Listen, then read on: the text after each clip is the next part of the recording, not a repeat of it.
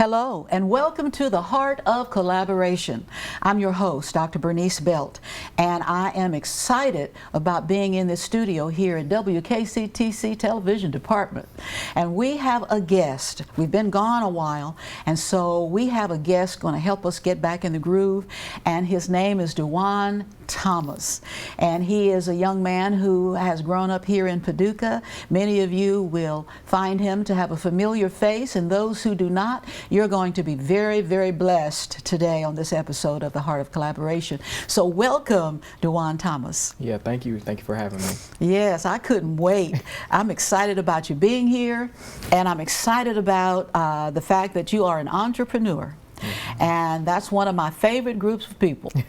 So we'll just get right into it. Yes, ma'am. Dujuan, sometimes I'll say Brother Thomas. Yeah, that's because fine. I can't get away from, and so were you born and raised here in Paducah? Yes, ma'am. I was born and raised here all my life, other than my time going to college in Louisville, been in Paducah and all my time.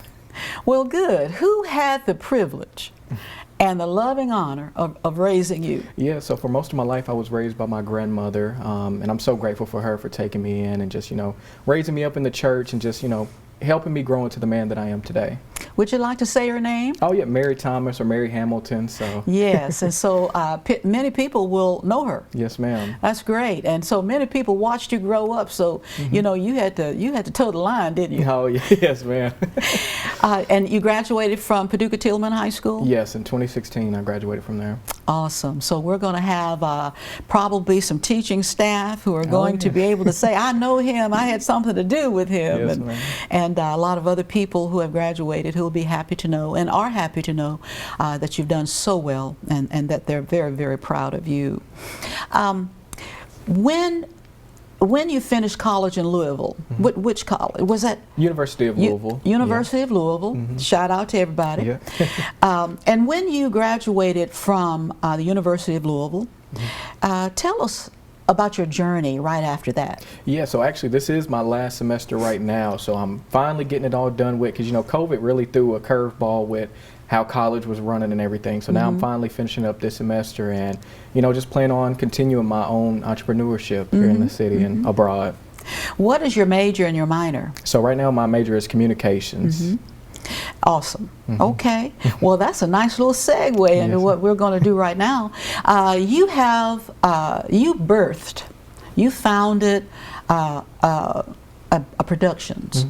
Tell us about that. You give the name and tell us about that and some of the things that you've been doing. And so I'll interject every now and then, but you take that and really, help us out a little bit to understand your entrepreneurship. Yeah, so I guess I could take it back to where it all started when I started my business, Louisville Exclusive LLC, which is kind of dissolving at this point because I started it just, it was in the modeling. I was partnered with the director of Hawaii Fashion Week and we had some stuff together, and then over time my name started growing more than my business name. So, I ran for mayor last year, and with that I decided I need to just market my name more than, my company's name. So now I started Dujuan Thomas Productions, and with that I've been blessed with so many clients, in doing their video work, their design work, and so many different things in that film of marketing and media. And that's kind of where I'm going now, is just doing that as well as my own productions. I just have a documentary that's coming out. It should be out by the time this is released.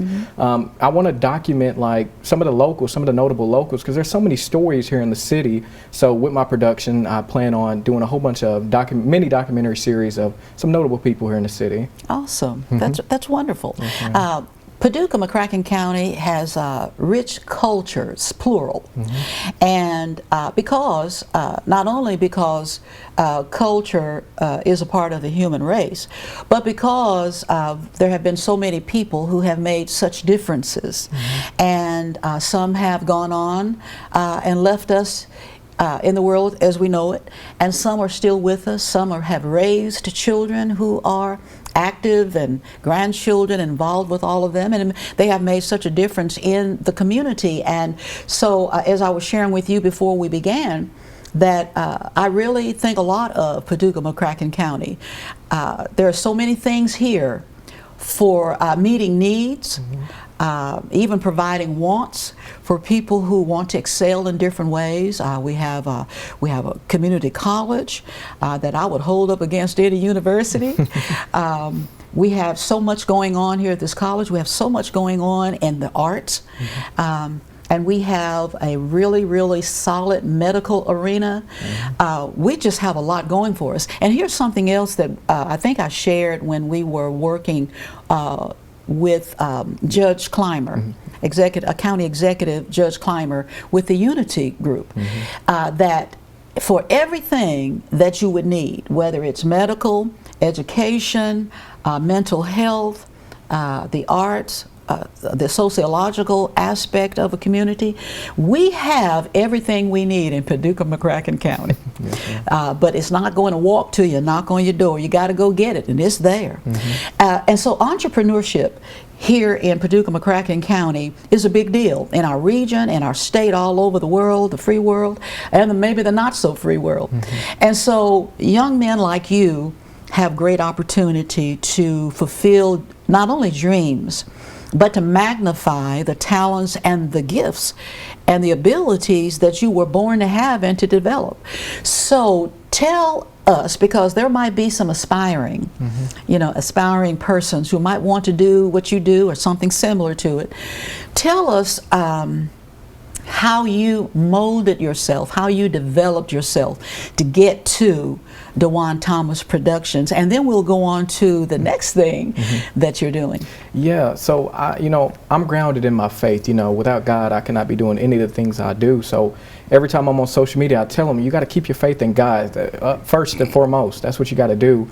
And beyond that, also just traveling and networking. I love having Paducah as my home, and I'm glad that I'm able to do all this here, but it took traveling to different places like LA, Florida, all these different areas in America, and meeting so many different people. Because I have, I don't like the name drop, but I have, celebrity friends in LA, and I have friends in Florida that do film. I have all these kind of things. So it's networking. Networking is a major thing. And it was Mike Rapoli. I met him at the Kentucky Derby. He's the billionaire CEO of Body Armor, energy or sports drink. And that's what he was telling me, just networking. And he blessed me with an internship with his company just for me walking up and talking to him in that environment. So yeah, just talk to people. Don't be afraid to talk to people, and just get your name out there. Don't be afraid to be you. That's what I always say.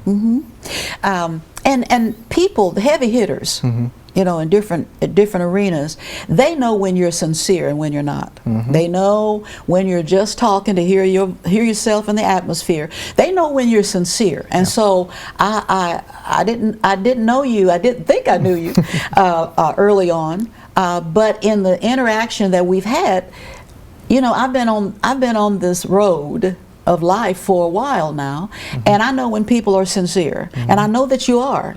And so did you take courses? Did you do anything in particular to help develop and fine-tune some of the things that you're doing now?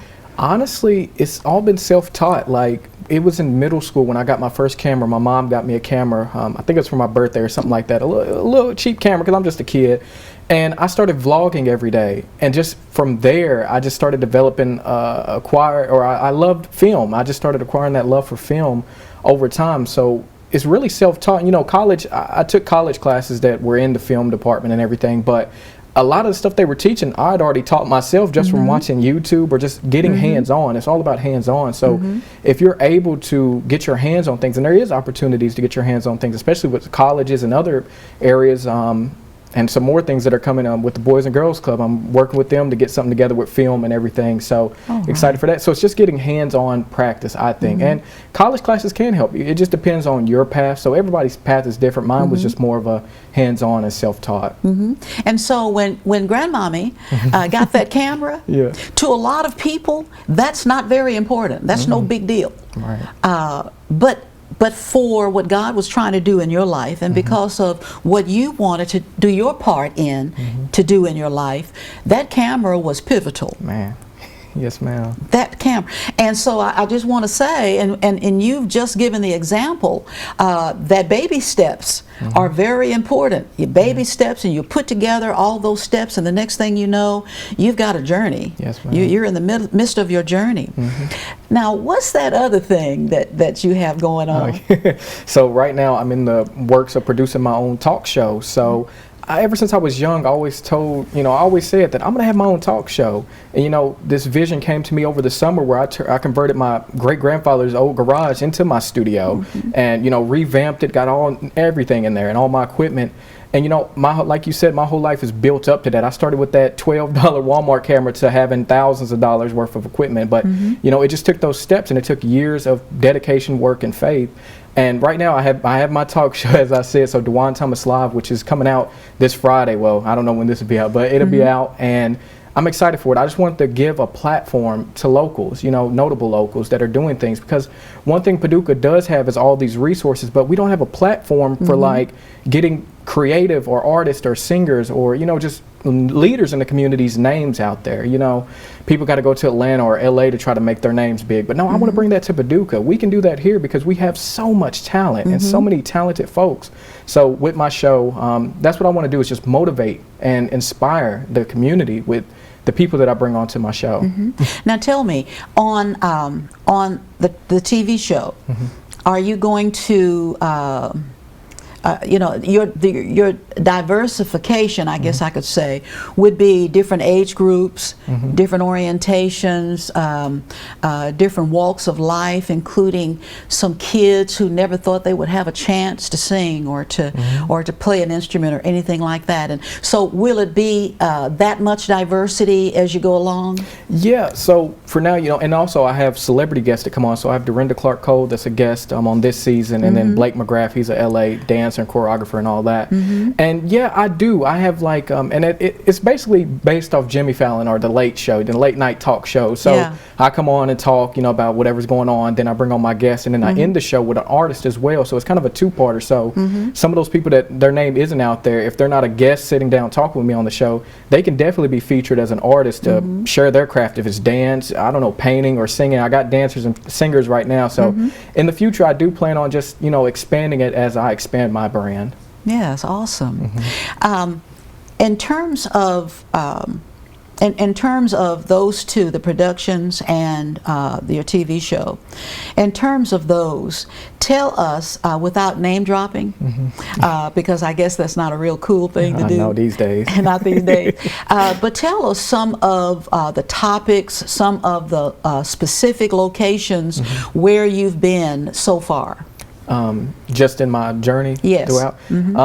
LA has been a big place because I have family out there as well. So throughout the years, we've traveled out there to spend time with family, and then I ended up modeling in 2018, and that's where I started connecting with a lot of notable folks out there, and have a great friend out there and a mentor of mine that's brought me out there, showed me the Hollywood lifestyle. I've been around some of the top names in LA and just been around so much talent. I think that's helped me ground myself too, because when I first went out there, I'm thinking I'm doing big stuff out here, but then when I get out there with these A-listers, I'm like, I'm back at the bottom of the barrel, so I still need to work my way up. So, and with that, it leads me into comfort. Like one thing that I always get stuck on is like being too comfortable and having to break out of that comfort zone. So traveling for me has been breaking out of that comfort zone, and now I'm getting more used to it, and it's not as scary. But when I first started traveling and doing all this stuff with all these places, it was kind of scary, but it just took, having that faith and just pushing through. In the big city, so many people have fallen, and many never got back up. And so I noticed you said it helped you to be grounded. And so early on, you learned to have a balance of humility and God confidence. And then confidence in who and what you are and what you can do. So you had a combined balance, a combination of things that helped you to balance yourself. So you don't have to fall and stay down. And matter of fact, you won't fall as often as you would have without becoming that balanced person. What would you say to young people and the not so young who still have not found their way, who have enjoyed some things through life but haven't quite found that spot? What would you say about developing that balance? Because they didn't go to LA. So take your time with that, because this is your opportunity for a teaching moment for people, and so your life is a course of study. And so, you know, share some of the ways that you know that you have to learn how to balance yourself to be successful within yourself. Yeah, so that's a great question. And you know, right now we're in a social media age, so everybody sees everybody else posting what they're doing, and even with myself. And that's why I always try to remind people, when it's your time, it's your time. And you know, especially if you, like you said, having that faith grounded in God and His Son Jesus, that allows you to really have faith and know that when it's my time, it's going to happen. When God blesses me with the opportunity, it's going to happen. And that's kind of where I was. And it was steps that got me there as well. Like, I got a little taste of something in 2018 that kind of prepared me for what I did in 2020, running for mayor. And it's just like been that ladder. And with that, I always tell people, like Colonel Sanders, he was in his 60s or 70s before he came up with KFC, or, you know, there's a lot of controversy with that. But, you know, people, your age really can't define when you're going to succeed, or, you know, it's just taking that hard work and just getting out there and doing it and not caring what people think. And that's been a big thing for me, is just not caring what people think. You can talk about me, you can say whatever. That's just telling me I'm doing something. If people are saying my name out there, I'm doing something right, because that's my goal, you know, to market myself and make my name bigger while also helping others, you know. So it just takes doing it. Like, that's what I say, just doing it at your own pace. And, you know, don't get stuck in complacency. Don't get complacent. Like with me, when I'm editing a video, I may get tired of it, and instead of just trying to persist through and giving myself a headache, I'll put it aside and say, okay, I'm gonna come back.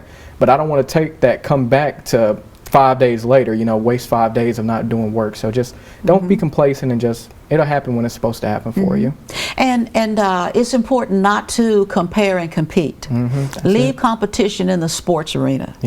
But out here, when you're trying to find who you are and to develop you, and to watch, look, and listen, because everybody ain't for you. So you have to be picky about who you seek out, who you spend time with, who you're, matter of fact, who you're seen with, who's in your vehicle. You can't be ride and die for everybody, and everybody's not going to be ride and die for you.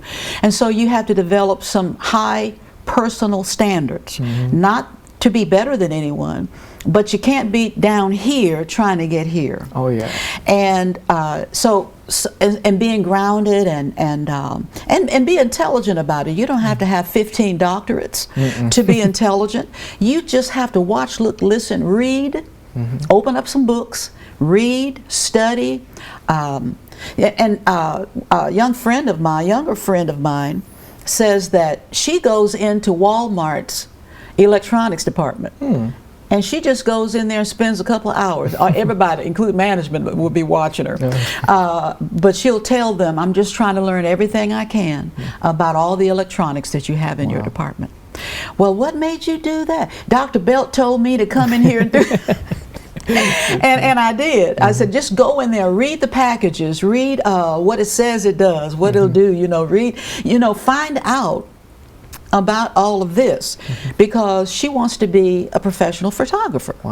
And so I said, but you got to find out what's going on. So go into Walmart, you know, get a bag of popcorn and go in there and just walk around and read all this stuff. And if they start watching you because they think you're getting ready to do something you shouldn't do, tell them what you're doing.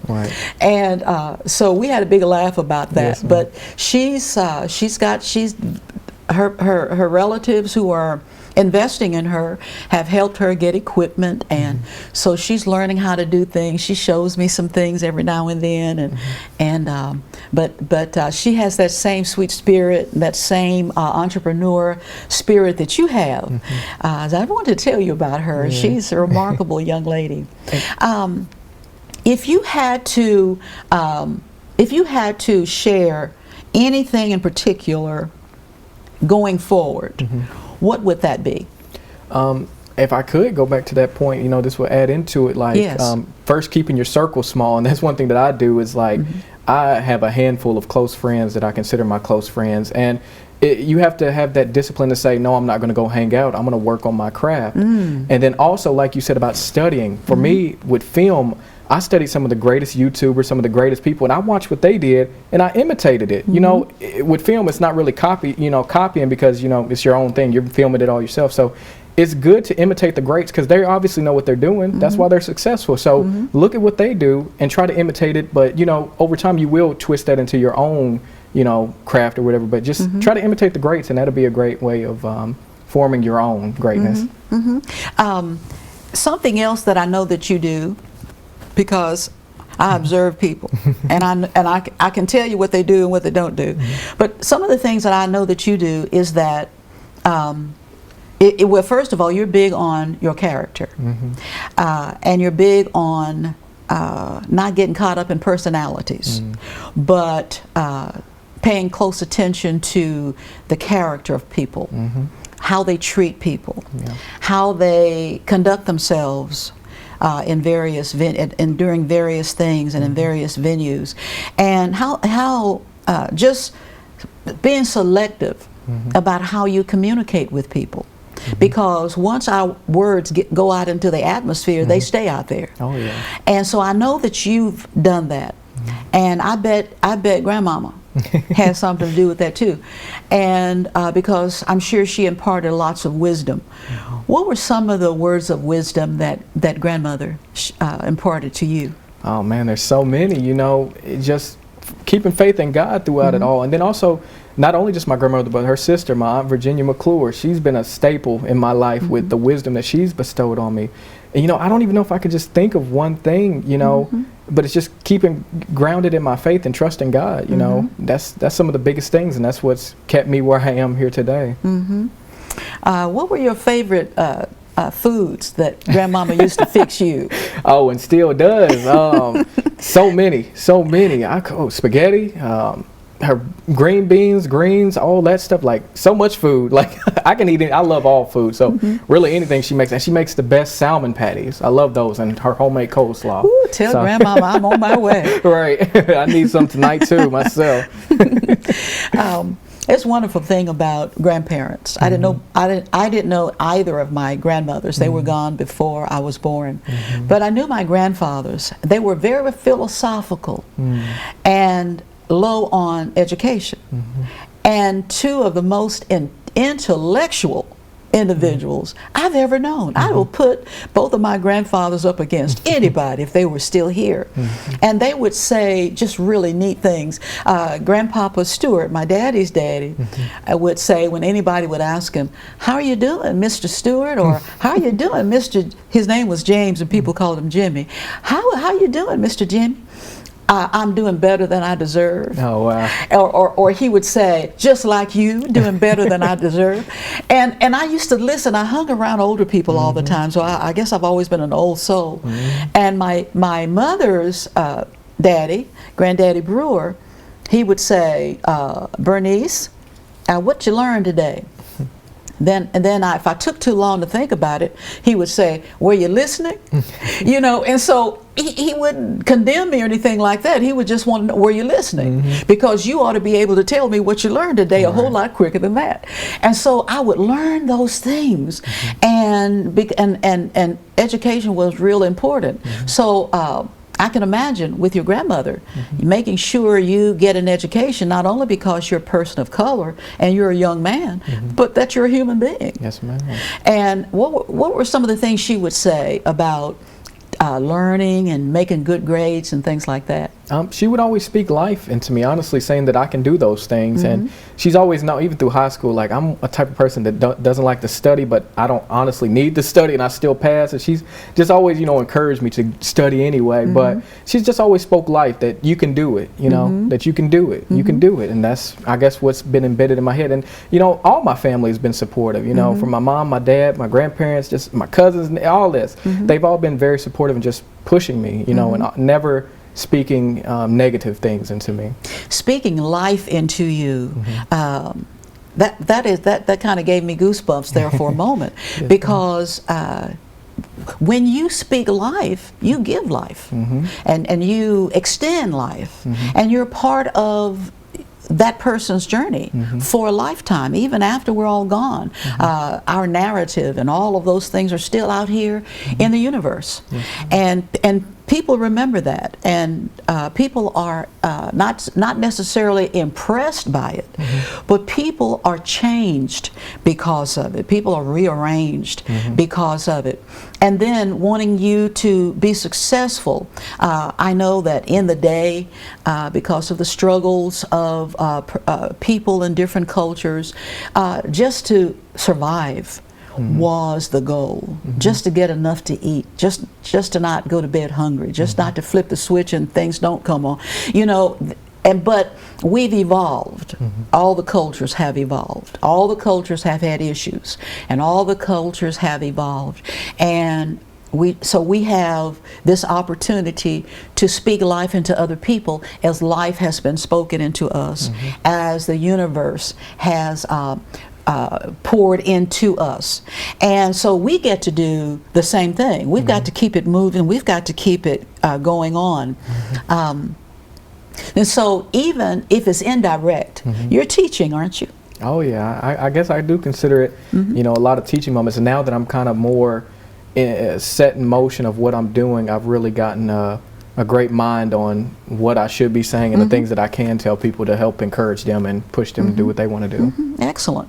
And then you know just by the interaction with people that you're trying to speak life into, you know when they're taking it into account and when they're not quite serious yet. Oh yeah. Yeah, and so you know, we have a couple of minutes left, and I just want to say, Mr. Thomas, Brother Thomas, that you have really spoken and lived life into my life. And I want to say to the people who are in the older groups that you can learn a lot from some young folk. Oh, yes, ma'am. So, you know, we don't want to be arrogant and narcissistic. We want to learn from everybody we can learn from. And I have learned from you, and I have learned from you right now. And so, one more thing you might want to say in this last minute? You know, I'm just grateful for the opportunity, and the people that are watching, they can check out my stuff on YouTube and Facebook at Dujuan Thomas Live. They can check out my show and everything that I got going on, and if they would like me to work for them, Dujuan Thomas Productions, that's on Facebook as well. You can just message me on there. Well, you've heard it here. At the heart of collaboration. Thank you, Dujuan Thomas, and we look forward to hanging out with you again at the heart of collaboration.